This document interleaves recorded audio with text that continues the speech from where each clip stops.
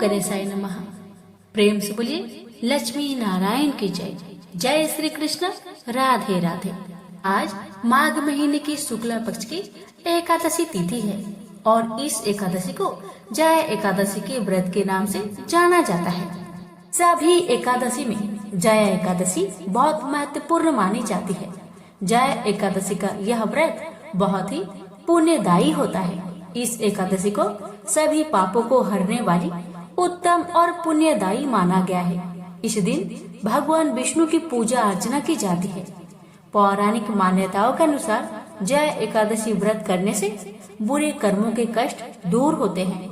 इस बार जय एकादशी व्रत 20 फरवरी दिन मंगलवार को पड़ रही है और पारण का समय 21 फरवरी दिन बुधवार को सुबह 6:55 से सुबह 9:11 के मध्य कभी भी कर सकते हैं। उस दिन द्वादशी तिथि समाप्त होने का समय 11:27 पर है। द्वादशी तिथि के समापन से पूर्व ही पारण कर लेना चाहिए। हालांकि एकादशी व्रत पारण में हरिवासर का ध्यान रखा जाता है। जय एकादशी व्रत बहुत खास है। खास इसलिए है क्योंकि इस व्रत के प्रभाव से पितर पक्ष की 10 पीढ़ियां, मातृ पक्ष की 10 पीढ़ियां मोक्ष को प्राप्त होती है। इसी के साथ महाभारत के समय में भगवान श्री कृष्ण ने स्वयं इस व्रत की महिमा युधिष्ठिर को बताई थी। आइए प्यारे भक्तगणों, हम उसी कथा को आपके समक्ष प्रस्तुत करते हैं जिस कथा को भगवान श्री कृष्ण ने स्वयं युधिष्ठिर को सुनाए थे। कथा को श्रद्धा पूर्वक पूरा अवश्य सुनिएगा। लक्ष्मी नारायण की कृपा से आपकी सभी मनोकामना पूर्ण होगी। तो आइए भक्तजनों, लक्ष्मी नारायण के चरण कमलों का ध्यान लगाकर कथा श्रवण करते हैं। एक समय इंद्र स्वर्ग लोक में राज्य करता था। वहाँ अमृत का पान कर नंद वन में अप्सराओं के साथ आनंद पूर्वक क्रीड़ा करता था। एक समय इंद्र अपनी इच्छा अनुसार अप्सराओं के साथ रमन कर रहा था। उन्हें नाचने लगा। जगह गंधर्व गान कर रहे थे। वहाँ गंधर्वों में प्रसिद्ध पुष्पदंत तथा उसकी लड़की चित्रसेन की स्त्री मलिन ये सब थे। उस जगह मलिन का लड़का पुष्पबान और उसका लड़का मल्यवान था। उस समय पुष्पवती नामक एक गंधर्व लड़की मल्यवान को देखकर उस पर मोहित हो गई और कामबाण से चलायमान होने लगी।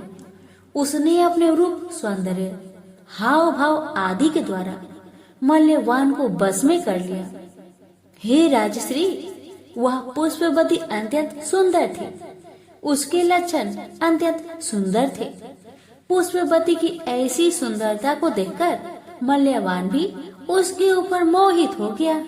अतः ये दोनों कामदेव के बस में हो गए। परंतु फिर भी इंद्र के बुलाने पर नाच गाने के लिए जाना पड़ा और अप्सराओं के साथ अपना गान शुरू किया।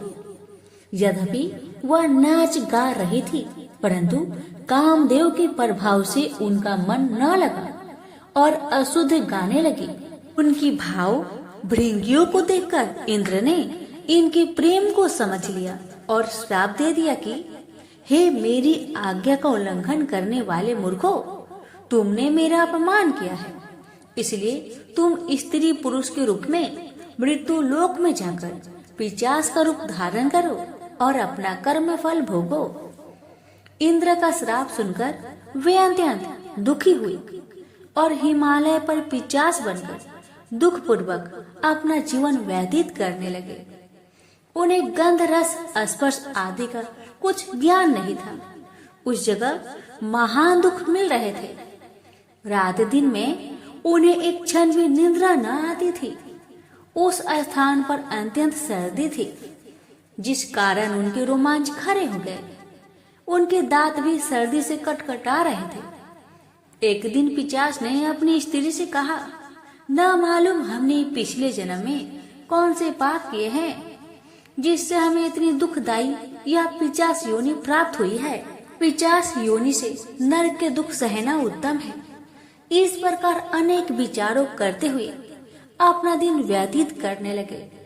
देवयोग से एक दिन माघ माह के शुक्ला पक्ष की जया नाम की एकादशी आई। उस दिन इन दोनों ने कुछ भी भोजन नहीं किया और न कोई पाप कर्म ही किया।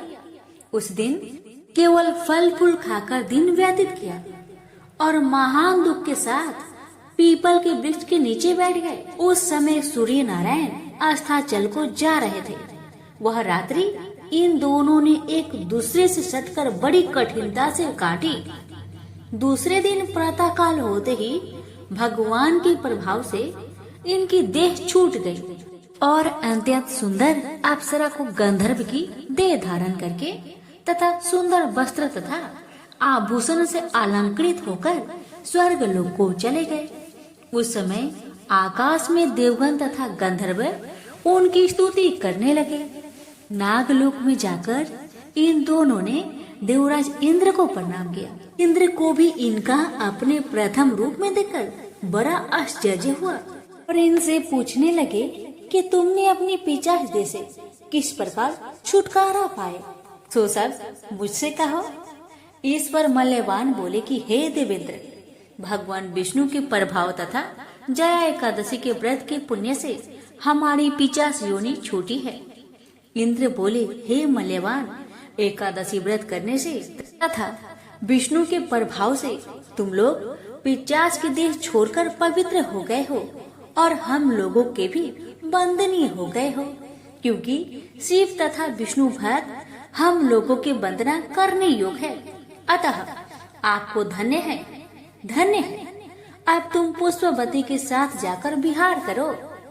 हे युधिष्ठिर, इस जया एकादशी के व्रत करने से समस्त कुयोनि नष्ट हो जाती है। जिस मनुष्य ने इस एकादशी का व्रत किया है उसने मानो सब तप, यज्ञ, दान आदि किए हैं। जो मनुष्य भक्ति पूर्वक जया एकादशी का व्रत करते हैं वे अवश्य ही सहस्त्र वर्ष तक स्वर्ग में निवास करते हैं। ये मिलकर बोलिए, श्री हरि लक्ष्मी नारायण की जय। अब श्रवण करेंगे एकादशी व्रत से जुड़ी एक अन्य कथा। कथा को अधूरा ना छोड़े, क्योंकि अधूरा काम कभी सफल नहीं होता। अगर आप व्रत रखते हैं, कथा को पूरा श्रवण करें, आपकी सभी मनोकामना श्री हरि लक्ष्मी नारायण माधव भगवान अवश्य पूर्ण करेंगे। महाभारत के युद्ध से पूर्व जब पांडवों को कई प्रकार के कष्ट भोगने पड़े और अपने राज्य को पाने के लिए संघर्ष करना पड़ रहा था, तब पांडवों ने इन कष्टों को दूर करने का उपाय पूछा। तब भगवान श्री कृष्ण ने युधिष्ठिर और अर्जुन को एकादशी व्रत के महात्म्य के बारे में बताया। पांडवों को जब वनवास मिलता है और अपनी पहचान को छिपाकर रहना पड़ता है, तब पांडव कई प्रकार के व्रत, पूजा और अनुष्ठान करते हैं। ऐसा करके पांडव निरंतर शक्तिशाली होते जाते हैं। वनवास के दौरान पांडवों ने अपनी शक्तियों को बढ़ाने के लिए निरंतर प्रयास जारी रखे। वनवास के दौरान ही भीम की मुलाकात हनुमान जी से होती है और वे उन्हें आशीर्वाद प्रदान करते हैं। हनुमान जी भीम को गले लगाकर अत्यधिक बलशाली बना देते हैं। वही अर्जुन धनुर्विद्या में निपुण होने के कारण साधना करते हैं। युधिष्ठिर राज्य और खोए हुए सम्मान को पाने के लिए निरंतर चिंतन मनन करते हैं। एक बार उन्होंने अपनी व्यथा भगवान श्री कृष्ण के सम्मुख रखी और पूछा कि प्रभु, इन सब परेशानियों का हल क्या है। तब भगवान श्री कृष्ण ने युधिष्ठिर से कहा कि इन सब परेशानियों को दूर किया जा सकता है, लेकिन इसके लिए एकादशी का व्रत रखकर विधि पूर्वक पूजा करनी होगी। आग्रह करने पर युधिष्ठिर को भगवान ने एकादशी व्रत के महत्व के बारे में बताया। अर्जुन को एकादशी व्रत की विधि बताई। अर्जुन को भगवान श्री कृष्ण ने बताया कि माघ माह के शुक्ला पक्ष की एकादशी को जया एकादशी के नाम से जाना जाता है। जया एकादशी व्रत कई प्रकार की सिद्धियों को प्रदान करने में सक्षम है। पौराणिक कथाओं के अनुसार कुबेर ने भी एकादशी का व्रत रखकर भगवान की आराधना की थी। तब भगवान शिव ने प्रसन्न होकर कुबेर को धनपति बनाया था। वही राजा हरिश्चंद्र ने भी एकादशी का व्रत रखा, जिस कारण वे प्रतापी राजा कहलाए। प्रेम से बोलिए श्री कृष्ण भगवान की जय। पौराणिक कथानुसार एक बार दैत्यराज जलंधर के साथ भगवान विष्णु को युद्ध करना पड़ा। काफी दिन तक चले संघर्ष में भगवान के सभी प्रयासों के बाद भी जलंधर परास्त नहीं हुआ। अपनी इस विफलता पर श्री हरि ने विचार किया कि यह दैत्य आखिर मारा क्यों नहीं जा रहा है। तब पता चला कि दैत्यराज की रूपवती पत्नी वृंदा का तपबल ही उसकी मृत्यु में अवरोधक बना हुआ है। जब तक उसके तप बल का क्षय नहीं होता तब तक राक्षस को परास्त नहीं किया जा सकता। इस कारण भगवान ने जलंधर का रूप धारण किया। वह तपस्विनी वृंदा की तपस्या के साथ ही उसके अस्तित्व को भी भंग कर दिया। इस कार्य में प्रभु ने छल व कपट दोनों का प्रयोग किया। इसके बाद हुए युद्ध में उन्होंने जलंधर का वध कर युद्ध में विजय पाई। और जब वृंदा को भगवान के छल पूर्वक अपने तप व अस्तित्व को समाप्त करने का पता चला तो वह अत्यंत क्रोधित हुई। वह श्री हरि को श्राप दिया कि तुम पत्थर हो जाओ। इस श्राप को प्रभु ने स्वीकार किया, पर साथ ही उनके मन में वृंदा के प्रति अनुराग उत्पन्न हो गया। तब उन्होंने उनसे कहा कि वृंदा, तुम वृक्ष बनकर मुझ में छाया प्रदान करना। वही वृंदा तुलसी रूप में पृथ्वी पर उत्पन्न हुई। वह भगवान शालिग्राम बने। इस प्रकार कार्तिक शुक्ल एकादशी को तुलसी शालिग्राम का प्रादुर्भाव हुआ। देवउठनी से 6 महीने तक देवताओं का दिन प्रारंभ हो जाता है। अतः तुलसी का भगवान श्री हरि विष्णु शालिग्राम स्वरूप के साथ प्रतीकात्मक विवाह कर श्रद्धालुओं ने वैकुंठ को विदा करते हैं। प्रेम से बोलिए लक्ष्मी नारायण की जय, तुलसी माता की जय। एक संत बरसाना में रहते थे और हर रोज सुबह उठकर यमुना जी में स्नान करके राधा जी के दर्शन करने जाया करते थे। यह नियम हर रोज का था। जब तक राधा रानी के दर्शन नहीं कर लेते थे तब तक जल भी ग्रहण नहीं करते थे। दर्शन करते करते तकरीबन उनकी उम्र 80 वर्ष की हो गई। आज सुबह उठकर रोज की तरह उठे और यमुना जी में स्नान किया और राधा रानी के दर्शन को चले गए। मंदिर के पट खुले और राधा रानी के दर्शन करने लगे। दर्शन करते करते संत के मन में भाव आया कि मुझे राधा रानी के दर्शन करते करते आज 80 वर्ष हो गए, लेकिन मैंने आज तक राधा रानी को कोई भी वस्त्र नहीं चढ़ाया। लोग राधा रानी के लिए कोई नारियल लाता है, कोई चुनरिया लाता है, कोई चूड़ी लाता है, कोई बिंदी लाता है, कोई साड़ी लाता है, कोई लहंगा चुनरिया लाता है, लेकिन मैंने तो आज तक कुछ भी नहीं चढ़ाया। यह विचार संत जी के मन में आया कि जब सभी मेरी राधा रानी के लिए कुछ न कुछ लाते ही हैं, तो मैं भी अपनी राधा रानी के लिए कुछ ना कुछ लेकर जरूर आऊंगा। लेकिन क्या लाऊं जिससे मेरी राधा रानी खुश हो जाए? तो संत जी यह सोचकर अपने कुटिया में आ गए। सारी रात सोचते सोचते सुबह हो गई। उठे, उठकर स्नान किया और आज अपनी कुटिया में ही राधा रानी के दर्शन पूजन किए।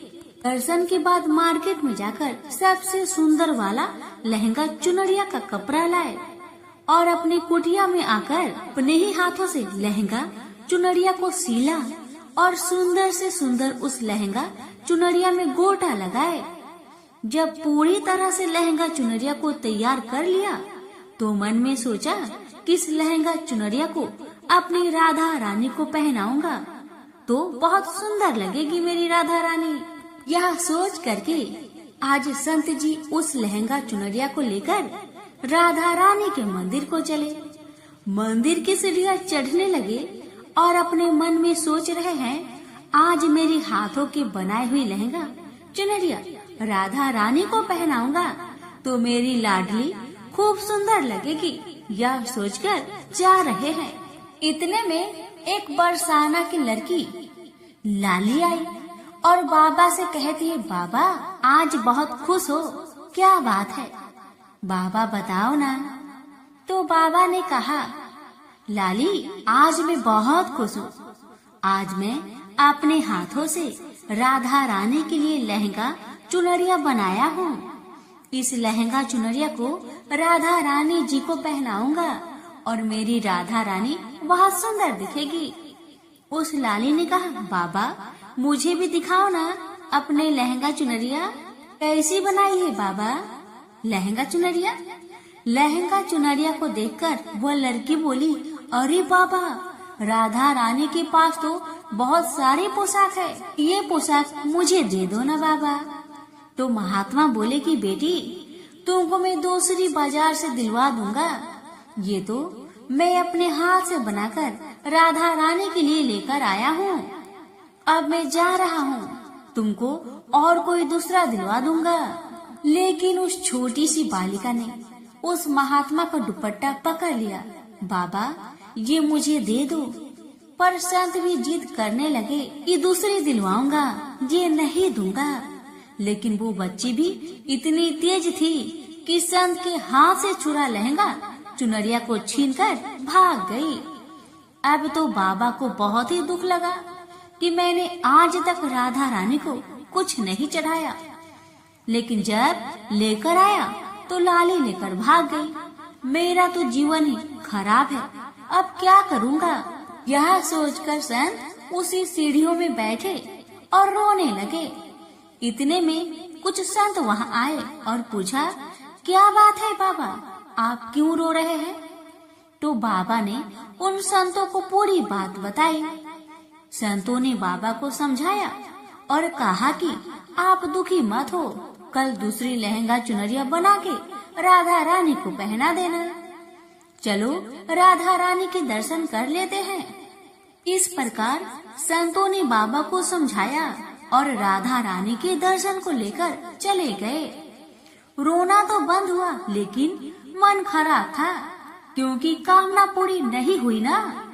तो अनमने से मन से राधा रानी का दर्शन करने संत जा रहे थे और मन में ये ही सोच रहे हैं कि मुझे लगता है कि किशोरी जी की इच्छा नहीं थी, शायद राधा रानी मेरे हाथों से बनी पोशाक पहनना ही नहीं चाहती थी। ऐसा सोचकर बड़े दुखी होकर जा रहे हैं। मंदिर आकर राधा रानी की पट खुलने का इंतजार करने लगे। थोड़े ही देर बाद मंदिर के पट खुले तो संतों ने कहा, बाबा देखो तो आज हमारी राधा रानी बहुत ही सुंदर लग रही है।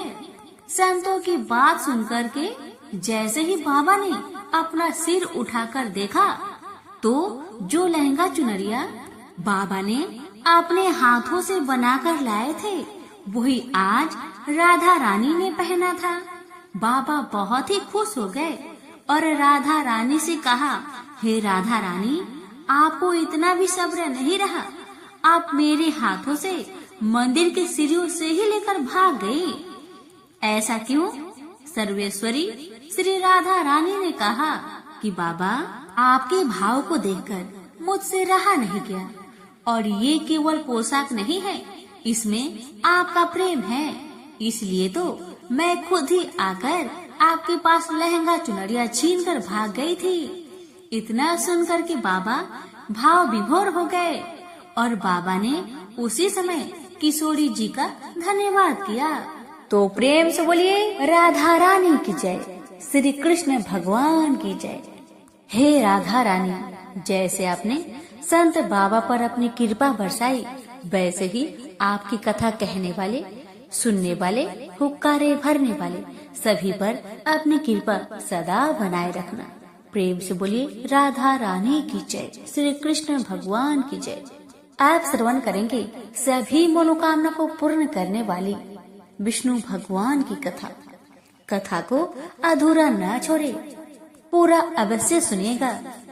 प्राचीन समय की बात है, एक बार नारद जी अपने प्रभु श्री हरि विष्णु को बैकुंठ धाम में मिलने के लिए जा रहे थे।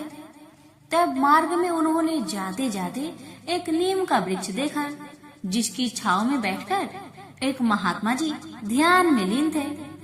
नारद जी के मन में विचार आया कि ये मेरे प्रभु के भक्त हैं, मैं तो जा ही रहा हूँ, क्यों ना इनसे भी पूछ लूं कि क्या ये कोई अपना संदेश भगवान तक पहुंचाना चाहते हैं। ऐसा सोच विचार कर नारद जी ने महात्मा को प्रणाम किया और कहा कि हे महात्मा, मैं सृष्टि के पालन करता प्रभु के पास जा रहा हूँ। अगर आप उन तक कोई बात पहुँचाना चाहते हैं तो मुझे बता दीजिए, मैं उन्हें बता दूंगा। तब महात्मा जी ने कहा, आपकी मुझ पर बड़ी कृपा होगी अगर आप मेरे एक प्रश्न का उत्तर ले आएंगे। तो नारद जी ने कहा कि कहिए, आपका क्या प्रश्न है। तो महात्मा जी ने कहा कि मैं भगवान के दर्शन के लिए यहाँ ध्यान व तप कर रहा हूँ। आप बस पूछ आइएगा कि मेरी तरफ से कि मुझे उनके दर्शन कब होंगे। नारद जी ने कहा ठीक है, और वहाँ से चले गए। श्री हरि के पास पहुंचकर उन्हें प्रणाम किया। उनकी पूजा अर्चना करने के बाद कुछ देर उन्हें बताने लगे कि आज आपके पास आते आते मार्ग में एक महात्मा मिले जो विशाल नीम के वृक्ष के नीचे बैठकर आपका तप कर रहे थे। उनका एक प्रश्न लेकर आया हूँ। दरअसल उन्होंने पूछा है कि आखिर आप उन्हें दर्शन कब देंगे। भगवान ने बोला, दूंगा। नारद जी कहने लगे, परंतु कब देंगे, वो ये जानना चाहते हैं। तो भगवान ने नारद जी को उत्तर दिया कि उन्हें कहिएगा कि जिस नीम के वृक्ष के नीचे वो बैठे हैं, उस पेड़ में जितने नीम के पत्ते हैं, उतने साल बाद मैं उन्हें दर्शन दूंगा। नारद जी यह उत्तर सुनकर आश्चर्य में पड़ गए। उन्हें बुरा लगा, परंतु अब वो अपने भगवान से कुछ कहते भी कैसे। हजारों करोड़ों पत्तों वाले उस नीम के वृक्ष का विचार करके नारद जी सोचने लगे कि अपने भक्त के साथ प्रभु का ऐसा विनोद। इन्हीं सारी बातों का विचार करते हुए वो प्रभु को प्रणाम किए और वहाँ से लौट गए। वापस आते समय उन्हें वो महात्मा बैठे मिले। जैसे ही महात्मा ने नारद जी को देखा तो उन्होंने उत्सुकता बस पूछा कि आपने प्रभु से मेरा प्रश्न पूछा। नारद जी ने कहा, हे महात्मा, आप उसका उत्तर न ही सुने तो बेहतर होगा, क्योंकि उत्तर बहुत दुखदाई है। परंतु महात्मा जी बहुत जिद करने लगे कि बताइए भगवान ने क्या कहा। तो विवशता बस नारद जी ने कहा कि दुखी मत होना, परंतु प्रभु ने कहा है कि इस नीम वृक्ष में जितने पत्ते हैं, उतने वर्ष बाद वो आपको दर्शन देंगे। ये सुनते ही महात्मा जी खुशी से नाचने लगे और जिसे देखकर नारद जी हैरान हो गए। उन्होंने महात्मा से कहा, कहीं आप पागल तो नहीं हो गए। तो महात्मा ने कहा, नहीं मैं पागल नहीं हो गया, मैं तो आनंदमय हो गया हूँ। उनकी बात सुनकर नारद जी ने कहा, ये रोने का विषय है ना कि नाचने का। तब महात्मा बोले, नारद जी ये नाचने का विषय है, क्योंकि अब तो मुझे ये भी पता नहीं था प्रभु मुझे मिलेंगे या नहीं, लेकिन अब ये तो तय हो गया है कि वो मुझे मिलेंगे। प्रेम से बोलिए लक्ष्मी नारायण की जय। लक्ष्मी नारायण अपनी सभी भक्तों पर अपनी कृपा सदा बनाए रखना। एक बार भगवान शंकर के अंशभूत महर्षि दुर्वासा पृथ्वी पर विचर रहे थे। घूमते घूमते वे एक मनोहर वन में गए। वहाँ एक विद्याधर सुंदरी हाथ में परिजात पुष्प की माला लिए खड़ी थी। वह माला दिव्य पुष्पों की बनी थी। उसकी दिव्य गंध से समस्त वन प्रास्त सुवासित हो रहा था। दुर्वासा ने विद्याधरी से वह मनोहर माला मांगी। विद्याधरी ने उन्हें आदर पूर्वक प्रणाम करके वह माला दे दिया। माला लेकर उन्मत्त भेषधारी मुनि ने अपने मस्तक पर डाल ली और पृथ्वी पर भ्रमण करने लगे। उसी समय मुनि को देवराज इंद्र दिखाई दिए, जो कि मतवाले ऐरावत पर चढ़कर आ रहे थे। उनके साथ बहुत से देवता भी थे। मुनि ने अपने मस्तक पर से बड़ी माला उतारकर हाथ में ले ली और उसके ऊपर भौरे गुंजान कर रहे थे। जब देवराज समीप आए तो दुर्वासा ने पागलों की तरह वह माला उनके ऊपर फेंक दी। देवराज ने उसे एरावत के मस्तक पर डाल दिया। एरावत ने उसकी तीव्र गंध से आकर्षित हो सूर से माला उतार ली और सूंघकर पृथ्वी पर फेंक दिया। यह देख दुर्वासा क्रोध से जल उठे और देवराज इंद्र से इस प्रकार बोले, अरे ओ इंद्र, ऐश्वर्य के घमंड से तेरा हृदय दूषित हो गया है, तुझ पर दृढ़ता छा रही है, तभी तो मेरी दी हुई माला का तूने अनादर किया है। वह माला नहीं, श्री लक्ष्मी जी का धाम थी। माला लेकर तूने प्रणाम तक नहीं किया, इसलिए तेरे अधिकार में स्थित तीनों लोगों की लक्ष्मी शीघ्र ही अदृश्य हो जाएगी। यह श्राप सुनकर देवराज इंद्र घबरा गए और तुरंत ही एरावत से उतरकर मुनि के चरणों में पड़ गए। उन्होंने दुर्वासा को प्रसन्न करने की लाख चेष्टाएं की, किंतु महर्षि तस से मस न हुए। उल्टे इंद्र को फटकार कर वहां से चल दिए। इंद्र भी एरावत पर सवार हो अमरावती को लौट गए। तब से तीनों लोकों की लक्ष्मी नष्ट हो गई। इस प्रकार त्रिलोकी की श्रीहरि एवं सत्व रहित हो जाने पर दानवों ने देवताओं पर चढ़ाई कर दी। देवताओं में अब उत्साह कहाँ रह गया था, सबने हार मान ली थी।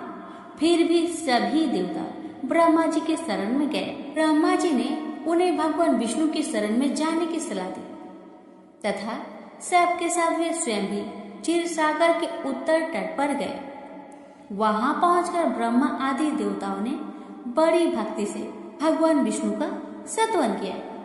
भगवान प्रसन्न होकर देवताओं के सम्मुख प्रकट हुए। उनका अनुपम तेजस्वी मंगलमय विग्रह देखकर देवताओं ने पुनः स्तवन किया। तत्पश्चात भगवान ने उन्हें क्षीर सागर को मथने की सलाह दी और कहा, इससे अमृत प्रकट करो, उसके पान करने से तुम सब लोग अजर अमर हो जाओगे, किंतु यह कार्य है बहुत दुष्कर, अतः तुम्हें दैत्य को भी अपना साथी बना लेना चाहिए। मैं तो तुम्हारी सहायता करूंगा ही।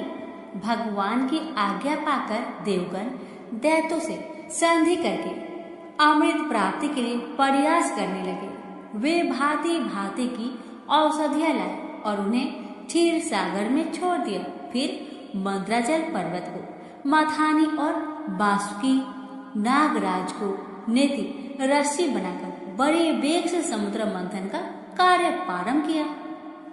भगवान ने बासुकी की पूंछ की ओर देवताओं को और मुख की ओर दैत्य को लगाया।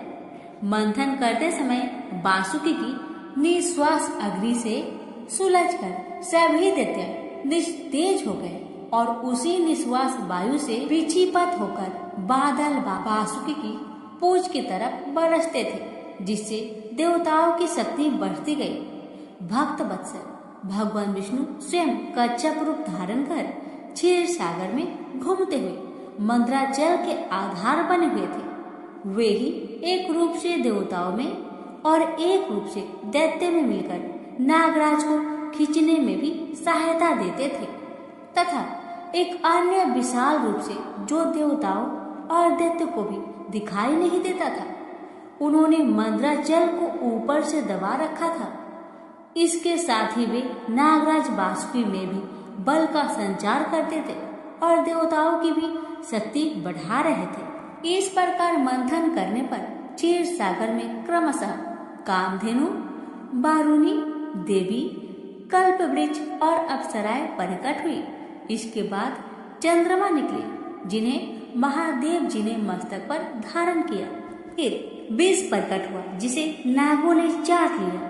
तदंतर अमृत का कलश हाथ में लिए धन्वंतरी का प्रादुर्भाव हुआ। इससे देवता और दानवों को भी बड़ी प्रसन्नता हुई। सबके अंत में क्षीर समुद्र से भगवती लक्ष्मी देवी प्रकट हुई। वे खिले हुए कमल के आसन पर विराजमान थी। उनके अंगों के दिव्य कांति सब और प्रकाशित हो रही थी। उनके हाथ में कमल शोभा पा रहा था। उनका दर्शन कर देवता और महर्षिगण प्रसन्न हो गए। उन्होंने वैदिक श्री सूक्त का पाठ करके लक्ष्मी देवी का स्तवन करके दिव्य वस्त्र भूषण अर्पित किए। वे उन दिव्य वस्त्र भूषणों से विभूषित होकर सबके देखते देखते अपने सनातन स्वामी श्री विष्णु भगवान के वक्ष स्थल में चले गए। भगवान को लक्ष्मी जी के साथ देखकर देवता प्रसन्न हो गए। दैत्यों को बड़ी निराशा हुई। उन्होंने धनवंतरी के हाथ से अमृत का कलश छीन लिया, किंतु भगवान ने मोहिनी स्त्री के रूप में उन्हें अपनी माया द्वारा मोहित करके सारा अमृत देवताओं को ही पिला दिया। तदंतर इंद्र ने बड़ी विनय और भक्ति के साथ श्री लक्ष्मी जी ने देवताओं को मनोवांछित फल दिया। प्रेम से बोलिए श्री लक्ष्मी माता की जय। एक बुढ़िया माई थी, मिट्टी के गणेश जी की पूजा करती थी। रोज बनाए रोज गल जाए। एक सेठ का मकान बन रहा था। वो बोली, पत्थर का गणेश बना दो। मिस्त्री बोले, जितने हम तेरा पत्थर का गणेश करेंगे उतने में अपनी दीवार न चिनेंगे। बुढ़िया बोली, राम करे तुम्हारी दीवार टेढ़ी हो जाए। अब उनकी दीवार टेढ़ी हो गई। वो चीने और ढा देवे, चीने और ढा देवे। इस तरह करते करते शाम हो गई। शाम को सेठ आया। उसने कहा, आज कुछ भी काम नहीं किया। वो कहने लगे, एक बुढ़िया आई थी, वो कह रही थी मेरा पत्थर का गणेश कर दो। हमने नहीं करा तो उसने कहा तुम्हारी दीवार टेढ़ी हो जाए।